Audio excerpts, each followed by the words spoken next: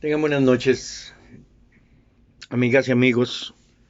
Mi nombre es Habib Zúcar eh, y quiero compartir un mensaje sobre cuestiones bíblicas, cuestiones de la vida cristiana.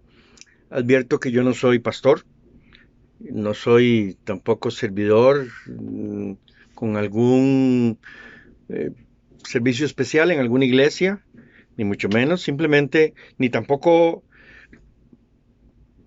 soy docto, es decir, soy un experto en Biblia, ni mucho menos. Eso es un campo que me hubiera fascinado poder eh, estudiar de una forma sistemática, pero bueno, no ha sido así.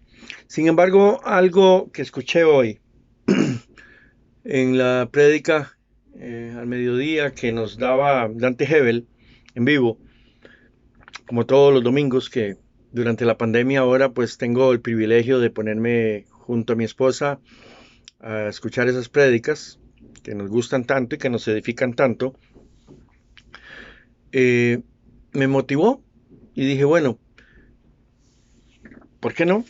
¿Por qué no puedo compartir algunas cosas y tal vez a alguien le edifiquen? Yo qué sé, yo lo voy a hacer y Dios se encargará. Eh, yo soy cristiano, tengo apenas como 14 años de haberle entregado mi vida al Señor y por lo tanto, a mis casi 63 años de edad, pues eh, decía que no he podido estudiar la Biblia de una forma sistemática, pero bueno, he acudido a ese libro maravilloso porque eh, si un cristiano no lee y no escudriña la Biblia, no busca entender qué dice ahí, pues difícilmente puede ser cristiano. Eh, pero una de las cosas que sí entendí que dice la Biblia es que los que estamos en Cristo y hemos recibido al Espíritu Santo, el Espíritu Santo ha hecho morada dentro de nosotros, o sea, nosotros somos templo del Espíritu Santo, pues vamos a ser guiados por el Espíritu a toda justicia y a toda verdad. Y que el Espíritu nos va a enseñar todas las cosas. Sin embargo, eso es un proceso muy lento, puede ser, en la mayoría de los casos, hay excepciones, ¿verdad? Pero en la mayoría de los casos es un proceso lento, que requiere esfuerzo, requiere estar uno diariamente escudriñando la palabra, etcétera, etcétera.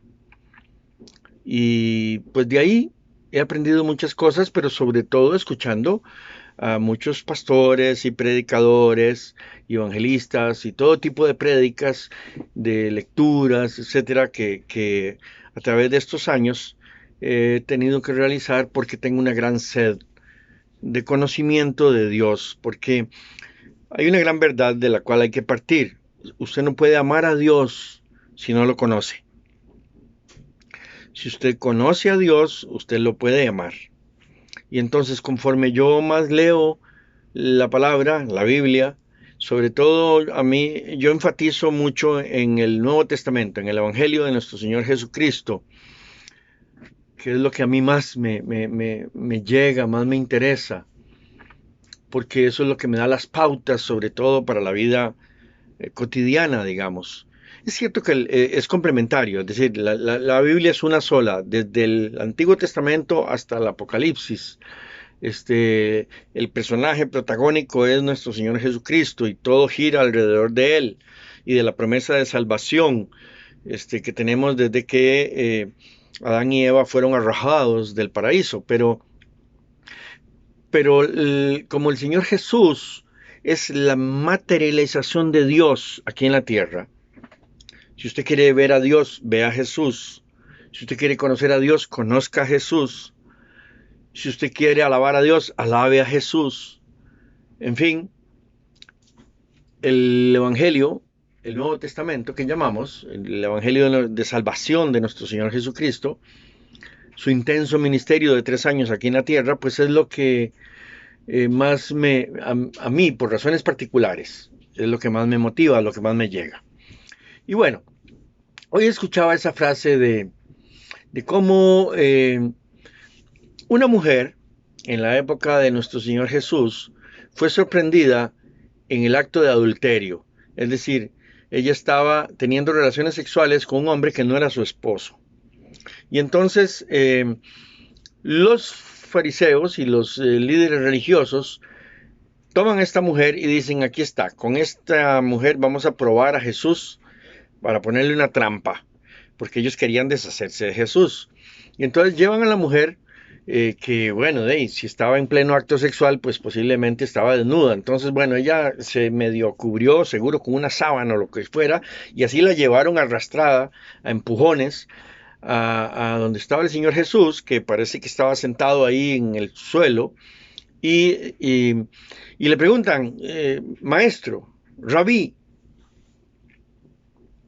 ¿qué hacemos con esta mujer? La encontramos en el acto de adulterio. Curiosamente, la escritura no menciona qué hicieron con el hombre, porque el hombre era igual de culpable. O sea, lo que ellos buscaban era que Jesús dijera, bueno, la ley de Moisés dice que hay que apedrearla hasta que muera, pero se apedreaban a los dos, no solo a ella. Con lo cual, pues, la escritura es un poco ahí no sé, sospechosa, como tantas cosas en la escritura. O sea, la Biblia está llena de un montón de incógnitas y de misterios y de pasajes que uno no entiende.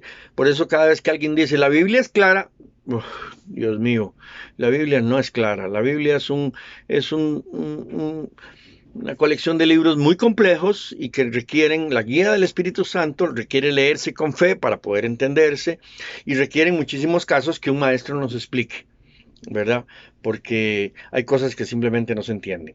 Entonces Jesús está frente a esta mujer y frente a estos hombres que ya tienen, como en la película de Jesús de Nazaret, lo ilustra muy bien, ya tienen unas piedrotas así en las manos listos para apedrearla. Y entonces el Señor, que supuestamente está escribiendo en el polvo, está escribiendo, haciendo dibujitos o algo está escribiendo, no se sabe qué es. Se vuelve y dice, bueno, el que esté libre de pecado, que lance la primera piedra contra ella. Y entonces, ¡pah!, les dio por la torre. Y entonces le dices, ¿dónde están los que te acusaban? Y no, ya se fueron todos. Bueno, yo tampoco te acuso, vete y no peques más. Esta frase, vete y no peques más, es tan utilizada en el medio cristiano para joder a la gente, para fregar a la gente. Porque se utiliza muchísimo, por ejemplo, lo leo montones de veces en Facebook cuando se arman discusiones sobre los homosexuales. Si los homosexuales pueden llegar a una iglesia o no. Eso es un tema candente y eso es un tema recurrente y eso es un tema muy álgido. Sí, claro, Dios lo recibe, pero entonces venga a la iglesia y vete y no peques más. Ah, es así de fácil. Porque el homosexual no piensa que él está pecando. Ese es su modo de vida. Desde niño piensa que es así, sintió diferente el mundo siempre, ha crecido y le ha costado aceptar su homosexualidad, sea mujer o sea hombre, y no cree necesariamente que esté pecando. ¿Y qué dice la Biblia sobre la conciencia de pecado? Dice que solo el Espíritu Santo es el que nos da conciencia de pecado. O sea que yo le puedo decir a un homosexual, mira, es que vos estás en pecado, y lo que puede hacer seguro es dar media vuelta y me deja hablando solo, o me dice, no, mira, eso es tu creencia, por lo que sea, yo tengo otra creencia, o sea, yo creo en Cristo y creo que eso es pecado, según la Biblia, pero él no cree en Cristo, entonces no es pecado porque él no cree en la Biblia, así de simple. Entonces yo no le puedo imponer a él mis valores morales o mis normas de conducta o lo que yo considero que es pecado y que él no. Entonces, ¿qué pasa? Que si solo el Espíritu Santo es el que me da conciencia de pecado, yo no gano nada con esperar que una persona le diga, bueno, sí, venga a la iglesia, venga y nos conoce, venga, vamos a alabar a Dios y vamos a estudiar la palabra, y etcétera, etcétera, aquí y allá. Y con un par de veces que vengas, un par de domingos, ya no peques más. O sea, cambia tus hábitos sexuales, tus preferencias, porque eso es pecado delante de Dios. Hijo de Dios. Bueno, yo debo contar. Cuando yo empecé a ir a la iglesia, me acuerdo muy bien, bueno, yo fui primeramente durante unos meses a la iglesia del Discipulado Internacional y a los pocos meses empecé a asistir a la Viña del Este, que fue donde estuve en los primeros 7 años de mi vida en Cristo. Y yo recuerdo que cada domingo cuando yo iba a la iglesia, a la Viña, me sentía muy mal. Yo iba con una gran carga.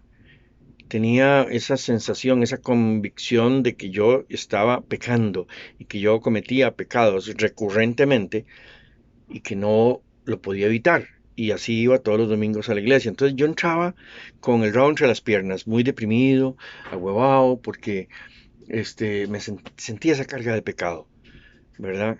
Y entonces, como ya la tercera canción de alabanza, ya yo sentía como el perdón de Cristo sobre mí, y entonces ya me sentía libre para alabar y levantar manos y participar, digamos, con toda la gente en una linda alabanza. Y así, todos los domingos durante varios meses. ¿Por qué? Porque el Espíritu Santo me había dado conciencia de pecado y el pecado que yo cometía recurrentemente era algo que no podía quitar. Era una costumbre, era una adicción, era un patrón de conducta, de comportamiento que yo, por más que me esforzaba, no podía suprimir. Hasta que un día, nunca se me olvida, en agosto de 2007, ya no pude más.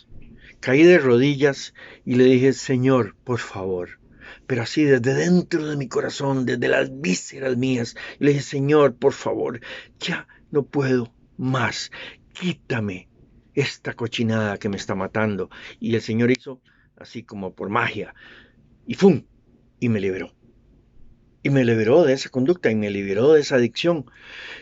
Y yo dije, wow, qué maravilla, y sí, pude experimentar la libertad. Pero fue un proceso de meses. No fue eso de vete y no peques más. Eso no fue una cosa así. Entonces, no seamos fariseicos, ¿verdad? No seamos personas que le exigimos a la gente, mire, usted viene a la iglesia o usted conoce a Cristo, le entrega su vida a Cristo y ya, no peca más. No, no es así. Eso no es la vida cristiana. La vida cristiana es un proceso. Somos, decía el pastor Marvin Chacón, somos santos en construcción. Y santos quiere decir apartados para Dios, no santos de que no pecamos. El único santo que no peca es Dios, ¿verdad? Jesús vino a la tierra y nunca pecó. Es el único hombre que ha pisado tierra y no pecó. Todos los demás somos pecadores. Pero una vez que uno recibe a Cristo, es perdonado de sus pecados y ya tiene, según la promesa de la Biblia, el cielo ganado, por la fe, no por las buenas obras que uno haga. Pero eso es un tema para otro día. Lo importante para mí es decir, vete y no peques más, es un proceso. En la mayoría de los casos. Puede haber casos donde por excepción una persona cambia radicalmente por la obra del Espíritu Santo de un día para otro y deja conductas pecaminosas, etcétera. Pero lo normal, lo usual, el promedio, la gran mayoría, somos personas que necesitamos un proceso para librarnos de ciertos pecados recurrentes, de ciertas conductas dañinas, pecaminosas, etcétera, etcétera, etcétera. Muchas gracias. Que Dios los bendiga.